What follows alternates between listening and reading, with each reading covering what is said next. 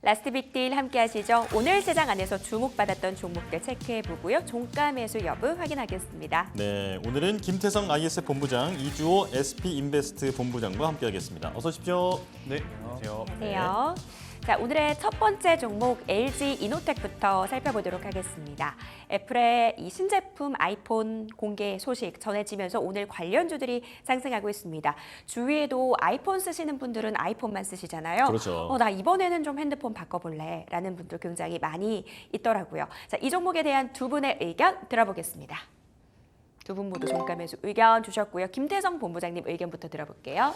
네, 일단 오늘 아침에 마감한 미증시를 좀 돌이켜볼 필요는 있을 것 같습니다. 엔비디아 실적 발표 이후에 혹은 실적 발표 전에 빅테크 기업들의 주가가 굉장히 큰 변동성을 보였는데 그중에 사실 애플은 지수 대비해서 굉장히 강했다라고 표현을 드리는 게 맞을 것 같아요. 그러니까 그 이유는 결국엔 애플 같은 경우 지금 아이폰이라고 하는 카드가 남아있는 상황이기에 이 관련주들은 지금 우리가 꼭 체크를 해보셔야 되지 않을까라는 생각이 들고 있고 오늘 우리나라 지수 양대 지수 모두 좋지 않았습니다. 그럼에도 불구하고 LG 이노텍은 4%에 가까운 지금 강세를 보여주고 있는 상황이라 저는 이 추세를 조금은 더 믿고 가볼 필요가 있다 생각이 들고 있고 이유는 결국 이제 아이폰 16인 거죠. 그러니까 갤럭시 S 시리즈가 올 초에 AI를 탑재한 첫 번째 모델로서 굉장히 높은 판매량을 보여줬습니다. 그렇기에 지금 이제 아이폰 16에 대한 기대, 관심도 굉장히 높은 상황이고 충분히 역대 이제 가장 많이 팔리는 제품이 될 가능성도 저는 높아 보이기 때문에 시장에서도 이 부분을 굉장히 긍정적으로 평가를 해주는 것 같아요. 그래서 이제 이쪽에 대한 관심도는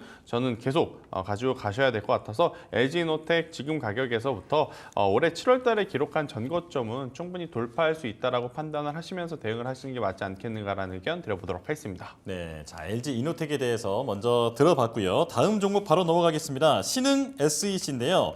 자, 4680 배터리 캔특허를 앞세워서 그야말로 전기차 시장에서 대박을 터뜨린 기업입니다. 2009년에 전기차 부품에 소액을 투자를 했는데 그 이후에 지금 매출이 35배가 뛰었거든요.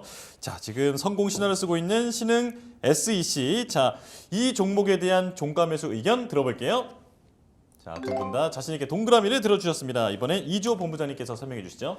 네, 일단 요즘에 전기차 화재에 대한 이슈가 많이 있는데 네. 사실 신흥 SEC 같은 경우는 쉽게 말씀드리면 전기차 그 배터리 팩을 뚜껑을 만든다라고 보시면 되고요. 네. 그 뚜껑을 만들면서 어쨌든 여기서 지금 캔특허라고 했잖아요. 그러니까 원통형 배터리라던가 이런 것들까지도 지금 SDI향 밸류체인을 가지고 있는 기업입니다. 특히나 이제 전류 제어 장치라고 해서 원통형 배터리 전류 제어 장치를 미국 쪽에 납품할 예정에 있고요. 결국에는 삼성 SDI가 지금 GM이랑 합작법인을 설립할 예정인데 그거에 대한 모멘텀과 지금 삼성 SDI향 밸류체인을 가지고 있다라는 점. 그렇다고 한다면 앞으로 삼성 SDI가 GM과 합작을 해서 계속 만든다고 하고 GM에다가도 납품을 한다고 하기 때문에 이 부분에 의한 저는 실적에 대한 기대감을 더 해볼 수 있겠다 이렇게 말씀을 드리고 싶고 그리고 아까 말씀드린 것처럼 여기서 지금 배터리 캔 특허인데 이 회사가 뭘 기술을 갖고 있냐면 배터리 폭발이 감지가 되면은 가스나 이런 것들이 나오는데 그거를 배출을 해주는 그런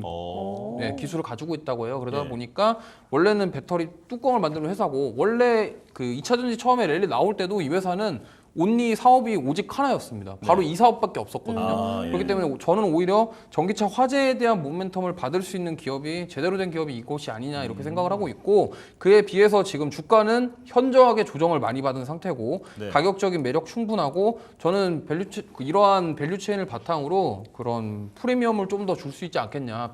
프리미엄을 더 줘도 아깝지 않을 정도로 좀 가격적으로도 좋고 앞으로 성장 모멘텀 뚜렷하다 이렇게 좀 말씀을 드려보겠습니다. 네. 전기차 화재 관련 모멘텀 더 강하게 받을 수 있는 기업이다. 현재 가격적인 매력도 부각될 수 있다라고 말씀 주셨습니다.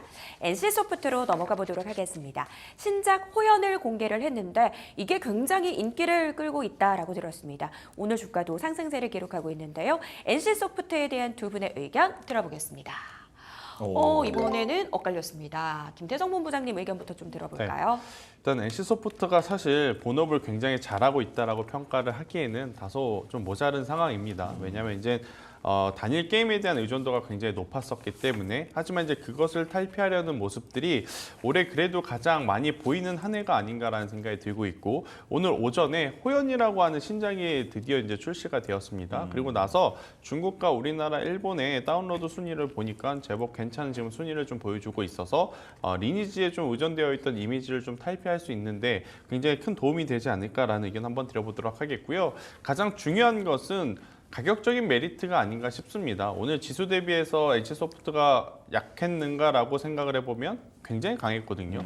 오히려 지금 강한 상승세를 좀 보여주고 있고 그도 그럴 것이 말도 안 되게 지금 빠졌습니다. 네, 그런 상황에서 기술적 반등과 기술적 반등을 좀 나타내게 할 명분이 지금 확실하기 때문에 저는 NC소프트 뭐 추세 전환을 하기에는 당연히 어렵겠죠. 왜냐하면 이제 리니지라고 하는 대작을 뛰어넘을 만한 신작이 나오기에는 현재 게임 환경상 굉장히 좀 어려운 상황이기 때문에 그래도 지금의 가격을 좀 이용해 본다면 저는 단기의 어떤 수익을 우리가 짧게 한번 낼 수 있지 않겠는가라는 생각이 들어서요. NC소프트 오늘 종가 기준으로 적극적으로 보시는 것도 괜찮지 않을까라는 의견 드리도록 하겠습니다. NC소프트 하면 그동안 리니지 쪽에 지나치게 이 매출 비중이 좀 치중이 되어 있었는데 이 신작을 내놓으면서 이런 부분 재평가 받을 수 있다. 단기 트레이딩 관점에서 오늘 종가 매수해봐도 되겠다라고 말씀 주셨습니다. 이주호 본부장님께서는 X 주셨는데 의견 좀 들어볼게요. 네, 저는 뭐 본부장님 의견에 반대하는 건 아닌데요. 네. 가격적인 메리트는 충분하고 다 좋은데 네. NC소프트가 BM 구조 자체를 바꿀 생각이 전혀 없다고 저는 생각해요. 왜냐하면 계속적으로 신작을 낼 때마다 계속적으로 잘 된다라고 뭐 얘기가 나오고 처음에는 다운로드 수 이런 게 좋았는데 결국에 돌아보면은 게이머들, 그러니까 유저들이 결국에는 이탈을 한다가 가장 큰 문제인 것 같아요. 물론 이번 신작도 기대감이 있고 사실 기존의 과금 구조와 얼마나 다를지는 모르겠습니다만 어쨌든 리니지가 여태껏 보여줬던 이미지, 블레이드 앤 소울부터 시작해서 그 다음에 스론 앤 리버티까지 이어지는 그러한 부분들 봤을 때 사실 유저들이 가장 실망했던 부분은 과금 구조였습니다. 이 과금 구조를 개선하지 않는 한 제가 봤을 때는 과연 NC소프트가 과연 실적을 좀 이끌어 올라올 수 있을까에 대한 저는 의문이 들기 때문에 부정 의견 드렸고요. 사실 네. 최근에 잘 나가고 있는 크래프톤이라던가 넥슨 게임즈, 넷마블 이런 게임주들 보면요. 대부분 지금 콘솔 시장으로 진출을 한다던가 뭔가 사업을 다각화하기 위한 노력을 하는데 NC소프트는 그런 쪽으로 좀 투자를 하는 게 아니라 오히려 더 좀 다른 게임을 통해서 결국에는 이런 과금 구조를 안 하겠다라고 선언을 했음에도 결국에는 이어지는 리니지와 같은 게임 그 과금 구조가 저는 NC소프트의 주가가 좀 중장기적으로 봤을 때는 올라가기 힘들지 않을까. 하지만 본부장님 말씀처럼 단기적으로 기술적으로 반등하기는 충분한 매력적인 구간임에는 틀림이 없습니다만 그거를 잘 판단하셔서 투자해 보시면 좋을 것 같습니다. 예. 단기적인 반등을 활용할 수 있는 가격 메리트가 부각되는 구간인 것은 맞다. 하지만 이 과금 구조를 개선하지 않았기 때문에 중장기적으로 계속해서 올라갈 수 있을지에 대해서는 퀘스천 마크가 붙는다라고 말씀 주셨습니다. 그러면 게임주 내에서 보고 계신 종목 있을까요? 지난번에는 크래프톤 말씀해 주셨잖아요. 크래프톤은 아직도 여전히 좋고요. 네. 그리고 검은 사막 같은 경우는 지금 사실 그 게임스컴에서 수상을 못했다라는 이유로 좀 급락이 나왔는데 기대감이 좀 컸긴 했습니다만 그래도 충분히 반등할 수 있다. 그래서 저는 뭐 크래프톤이라던가 펄어비스 이런 쪽으로 좀 보시는 게 좋을 것 같습니다. 네. 자, 이제 두 종목 남았는데요. 이제 바쁘게 한번 가보도록 하겠습니다. 자, 현대차가 인베스터 데이에서 향후 10년간 120조 원을 투자하겠다. 경쟁력 제고를 위해서 이만한 돈을 투자하겠다라고 얘기를 하면서 현대 오토 에버도 주목을 받고 있습니다. 자, 이 종목 어떻게 보십니까? 아, 네. 이번에도 X5로 걸렸네요. 갈렸어요. 네. 자, 이번엔 이주호 본부장님부터 들어볼게요.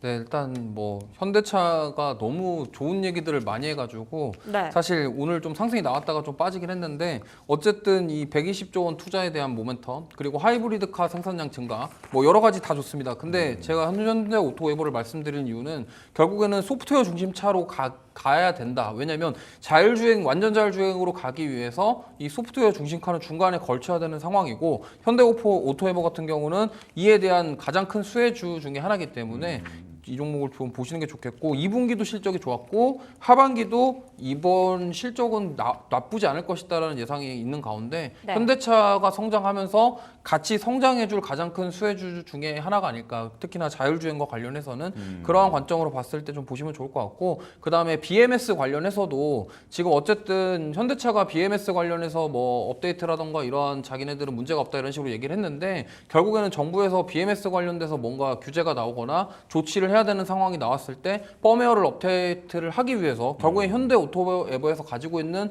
소프트웨어 기술을 이용할 가능성이 높다라는 점 그렇기 때문에 그거와 관련된 부분도 챙겨볼 수 있다는 점에서 종가에서 하시면 좋을 것 같고요. 사실 뭔가 좀 강하면 좀 약하거든요. 그렇기 때문에 좀 단기의 시세를 내기보다는 오히려 중장기관점으로 조금 모아가시는 게 더 좋겠다라는 말씀 드리겠습니다. 네, 자 그렇다면 김태성 본부장님은 약간 갸우뚱하시다가 X를 들었거든요. 왜 네. 그렇습니까?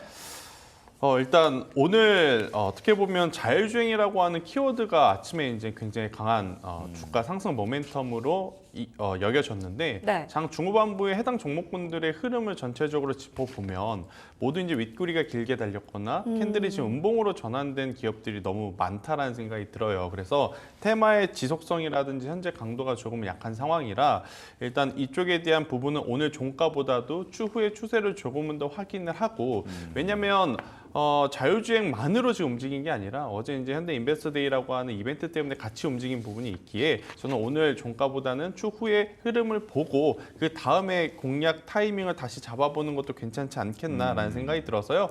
세모 같은 X를 드려보도록 하겠습니다. 알겠습니다. 바로 이어서 마지막 종목으로 넘어가 보도록 하겠습니다. 한미글로벌. 이 종목은 최근에 재건주로 분류되면서 시장에서 주목을 받았는데요.